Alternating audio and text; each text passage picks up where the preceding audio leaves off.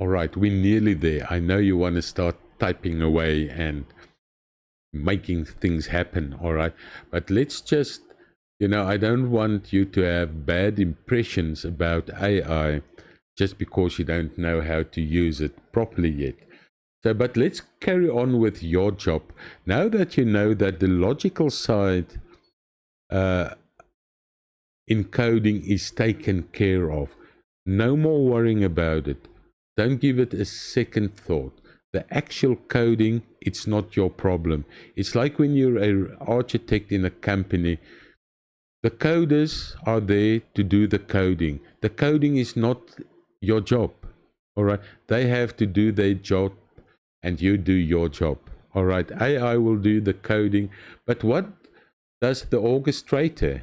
You do. All right. I call it an orchestrator simply because you can see yourself there and you can see your band there and you are busy orchestrating what everybody is doing. Orchestrator has become a very well-known, often used word in AI coding and just AI promptology in general. Alrighto, so here's your real job. The first thing is you need to plan things out.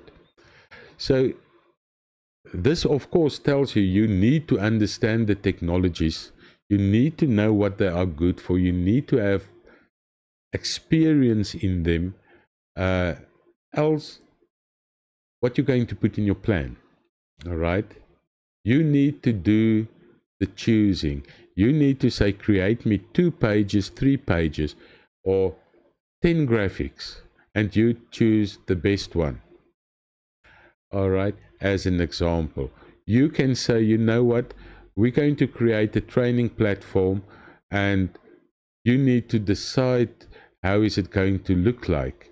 How are you going to add maybe lessons? Are there videos?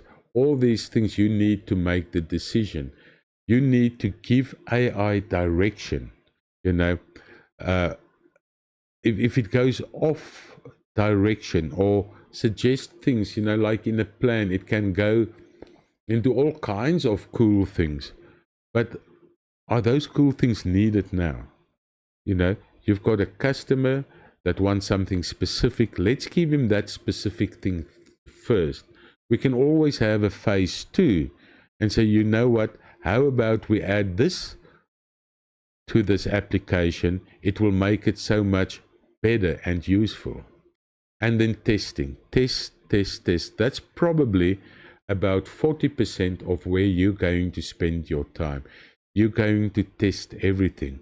You're going to make sure if there's a button that should open up a pop-up that you're going to click on that button to see if it opens up. Testing, by the way, is extremely easy in AI. You're going to learn how to create templates very soon. And what's going to happen is that AI will work from these templates. One of the templates will be an AI testing template or a test template.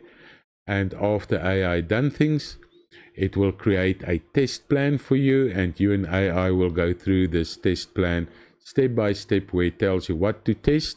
You test it and you say it's successful or what was wrong. So it is quite fast and easy to do.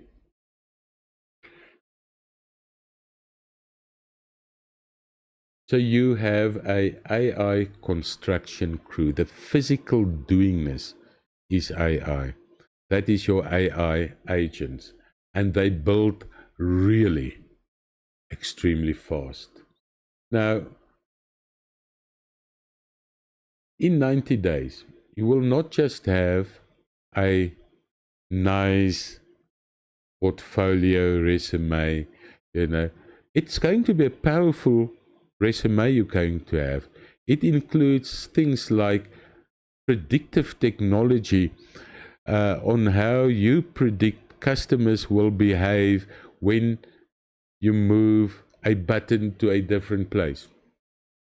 Simple things, but very powerful things.